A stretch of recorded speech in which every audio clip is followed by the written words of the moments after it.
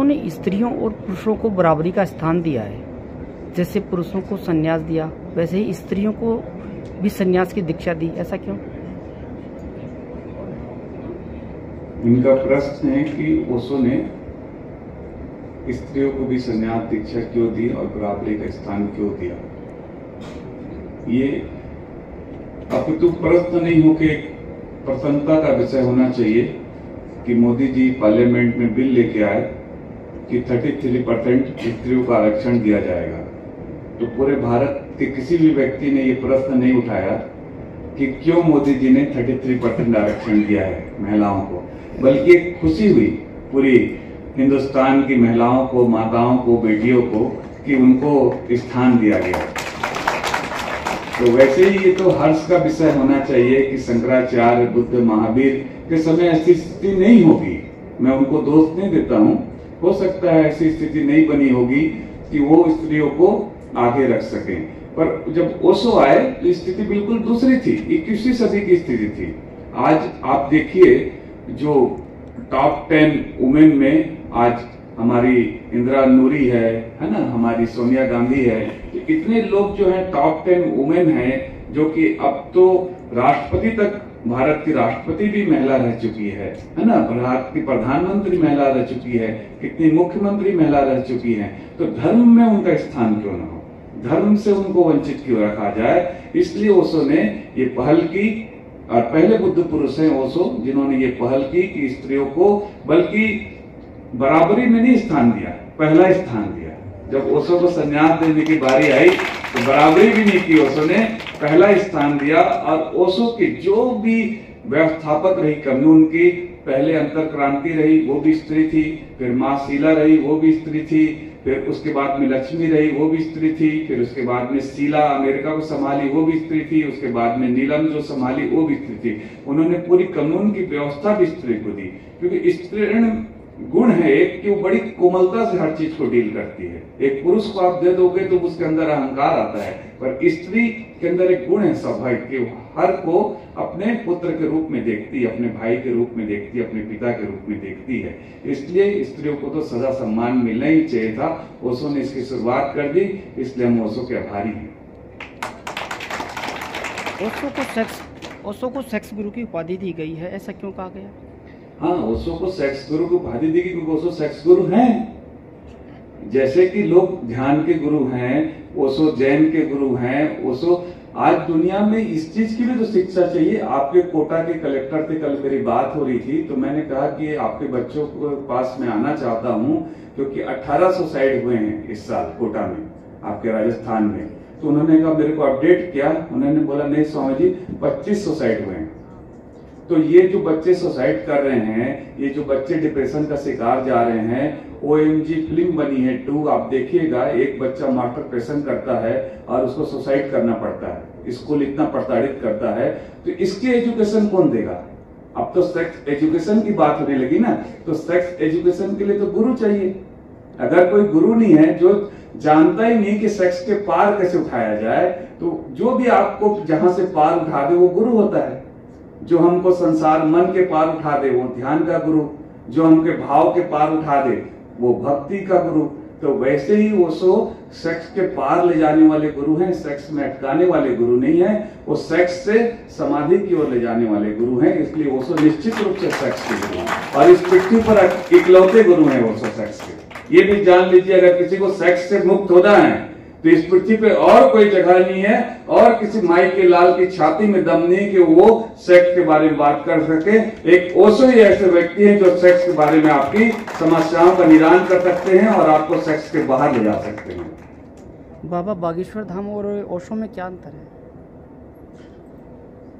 देखिए, बाबा बागेश्वर धाम काम कर रहे हैं, बहुत अच्छे हैं और ओशो को बहुत प्यार करते हो। सबसे पहली बात तो मैं कहूं, वो ओशो को प्यार करते हैं तो हम भी उनको बहुत प्यार करते हैं, है ना, क्योंकि ओशो को इतना सम्मान देते हैं। वो ओशो के बारे में जो बातें कहते हैं कि मैं उनको, उन्होंने खुले मंच से बोला, रिकॉर्डेड है, उन्होंने ये बात कही कि जितने भी धर्म गुरु हैं वो सारे के सारे ओशो को पढ़ के बोलते हैं माई बाप, पर मन से नहीं बोलते हैं, बस पर सारे गुरु ओशो को पढ़ के बोलते हैं, ये रिकॉर्डेड है, उनका अपना काम है, उनका अपना काम चल रहा है। हम चाहेंगे कि और तरक्की करें, वो और बढ़िया से काम करें। अभी तो 26 साल के हैं, उनके पास तो अभी लंबा जीवन पड़ा है, वो भी बुद्ध होके जाएं, पृथ्वी से विदा हो। पर ओशो जो है, ओशो तो शिव के, कृष्ण के, बुद्ध के, महावीर के श्रेणी के गुरु हैं और ये हमेशा रहेंगे। जैसे आप कृष्ण को, बुद्ध को, महावीर को, राम को आज याद करते हैं, वैसी सदिया ओशो के नाम को याद करेंगे। आज का युवा ध्यान से नहीं जुड़ रहा, उसको ध्यान से कैसे जोड़ा जाए? आज का युवा ध्यान से इसलिए नहीं जुड़ रहा है कि जो मैंने आपको कोटा की बात करी कि हर माँ बाप अपने बच्चे को IAS बनाना चाहता है, सॉफ्टवेयर इंजीनियर बनाना चाहता है, मैकेनिकल इंजीनियर बनाना चाहता है, वो उसको MBA कराना चाहता है, वो उसको ऐसी जगह में ले जाना चाहता है जहां वो खुद नहीं पहुंच पाया। तो आज का युवा ध्यान से कैसे जुड़ेगा? और वहां पे जो 25 सुसाइड मैंने आपको बताया कि 25 सुसाइड हुए हैं, तो आप सोचिए कि सुसाइड किस अवस्था में होता है। तो 25,000 कम से कम डिप्रेशन के शिकार भी लोग होंगे वहां पे। युवा जुड़ेगा कैसे? जब तक कि उसके माँ बाप नहीं चाहेंगे। जब माँ बाप यहाँ पे लेके आएंगे अपने बच्चों को, तब ना युवा जुड़ेगा। माँ बाप तो चाहते हैं कि तू मत आ, हम यहाँ के लिए ठीक हैं, तू तो अपने काम धंधा में ध्यान दे, तू तो अपनी पढ़ाई में ध्यान दे, तू तो अपने जीवन में ध्यान दे। हमने कोटेशन लगाया है वहां पे। मैं उसको कहना चाहूंगा, हमारे दादा भी हमारे बाप को बड़ा करने में मर गए, हमारे बाप भी हमको बड़ा करने में मर गए, और हम भी वही काम कर रहे हैं। अपने बच्चे को बड़ा करेंगे, उनके लिए जीवन देंगे और मर जाएंगे। वो भी वही काम करेंगे, वो मर जाएंगे। तो जब तक माँ बाप ध्यान से नहीं जुड़े हैं, उनके बच्चे ध्यान से नहीं जुड़ सकते। ओशो का इस देश को संदेश क्या है और उसका धर्म? ओशो का कुंभ शिविर जयपुर में हुआ है, उसके बारे में आप क्या कहना चाहेंगे, क्या संदेश देना चाहेंगे आने वाले जो भी हैं? देखिए, ओशो के समय से ही ओशो ने पूरे जगत को संदेश दिया, ध्यान का संदेश दिया, प्रेम का संदेश दिया। उनका संदेश था कि जीवन उत्सवपूर्ण होना चाहिए, जीवन में बसंत होना चाहिए, है ना। तो उन्होंने बहुत सारी ध्यान की विधियाँ दी। उन ध्यान की विधियों से आदमी जो तनाव में रहता है, छोटी छोटी बातों पे क्रोध आ जाता है ना। तो उन सब चीज़ों का ऐसे जब शिविर लगते हैं, त्रिदिवसीय शिविर लगते हैं, 3 दिन लोग यहाँ समूह में रहते हैं, तो उस समूह से वो जो चेतना है, सब लोगों की एक चेतना है या ऊर्जा है, तो बहुत सारे आपके जो रोग हैं उनका निवारण हो जाता है, क्रोध भी नहीं रहता। और ये शिविर छोटे छोटे रूप में पूरे भारतवर्ष में हो रहे हैं, हर शहरों में हो रहे हैं, लेकिन इसका नाम ओशो कुंभ दिया है। यहाँ कम से कम 250 से और 300 साधक मित्र हैं और राज्य के भारतवर्ष के कम से कम 18-20 प्रांतों से लोग आए हुए हैं। इधर नागपुर से हैं, महाराष्ट्र से हैं, उड़ीसा से हैं, वेस्ट बंगाल से हैं, हरियाणा से हैं, दिल्ली से हैं, राजस्थान से हैं, उत्तराखंड से हैं, सभी राज्यों से हैं। और यहाँ एक साथ नृत्य है, उत्सव है, जीवन की प्रफुल्लता है, सब कुछ है। तो ओशो के ये शिविर इसीलिए कराए जा रहे हैं कि लोग ज़्यादा से ज़्यादा ध्यान में आए, क्योंकि हम पूजा पाठ प्रार्थना इनमें जाते हैं, हर जगह मांग बनी रहती है और हर जगह तनाव है जीवन में, वो तनाव से मुक्त। महादेव का है और भगवान ने दिया नाम इनको। और बाकी जो इज्जत औरत को भगवान ने दी है वो हजारों वर्षों में किसी ने नहीं दी, किसी धर्म ने नहीं दी, नहीं राम ने दी, नहीं कृष्ण ने दी, न किसी ने भी, नहीं बुद्ध ने, किसी ने भी नहीं दी। लेकिन हमारे भगवान ने औरत को इतना सम्मान दिया, इतनी इज्जत दी, और पहला सन्यासी औरत से चालू किया। इतनी हमारे भगवान की कृपा है और आज इतनी ऊर्जा बरस रही है भगवान की। ओशो की आवाज़ को कोई नहीं रोक सकता। लोग बहुत रोकने के लिए बैठे हैं, साहित्य को ख़त्म करना चाहते हैं, आवाज़ को ख़त्म करना चाहते हैं, लेकिन ओशो की आवाज़ और ओशो की ब्रह्मांड में छाई हुई है। हम हर सन्यासियों के भीतर छाई हुई है, हर भीतर से, हर इंसान के भीतर से ओशो की आवाज़ निकल रही है। कोई इसको बंद नहीं कर सकते, चाहे वो उनका प्राण भी दे दे, लेकिन भगवान की आवाज़ कभी बंद नहीं होगी। ये गई है।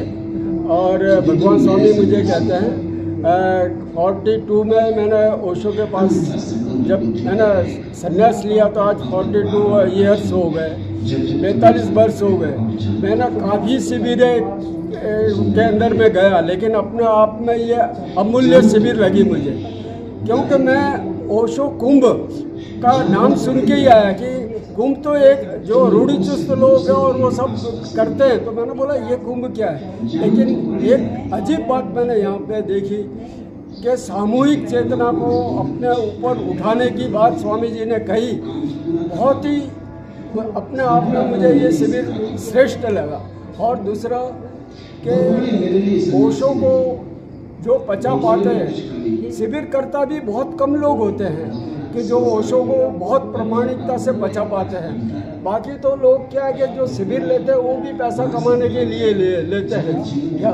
तो मैं तो बहुत धन्यवाद समझता हूँ स्वामी जी का कि बहुत। और दूसरी बात एक कि मृत्यु बोध के ऊपर उन्होंने शुरू से बात की, मुझे बहुत अच्छा लगा। मैंने बोला ये मृत्यु बोध के ऊपर इतना गहराई से बात करते हैं। फिर छेल्ले दिन उन्होंने कहा कि मेरी माता जी अभी 5 दिन हुए तो देह छोड़ दी।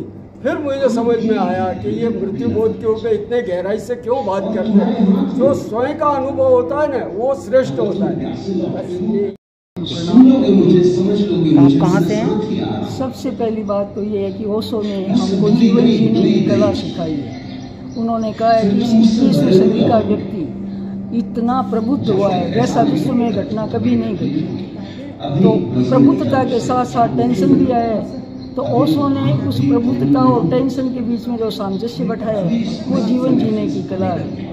और इसलिए व्यक्ति आज हम जिस आनंद से गुजर रहे हैं, ऐसा आनंद, मैं 84 ईयर्स ओल्ड हूँ, तो ऐसा आनंद मैंने मेरे लाइफ में, मैं बचपन में, जवानी में देखा जिस आनंद से हम आज गुजरे हैं। हमारा गोल्डन पीरियड चल रहा है। तो ऐसे ऐसे प्यारे प्यारे सन्यासी जब लोग मिलते हैं, तो स्वामी जी बता रहे थे कितने लोग मिलते हैं जब भगवान को नीचे उतर के आना पड़ता है। एक दो जब साधना करते हैं तो हमें भगवान के पास जाना पड़ता है। तो अभी चेतना का बसंत आया हुआ है, तो हर झाड़ी के ऊपर फूल ही फूल खिलेंगे और अभी सारी दुनिया में महक फैलेगी। और ओशो अपने समय से 5000 साल पहले आ गए हैं। तो ये हमारा सौभाग्य है और हम उस सदी में जी रहे हैं। और ये हमारे आयोजक मित्र हैं।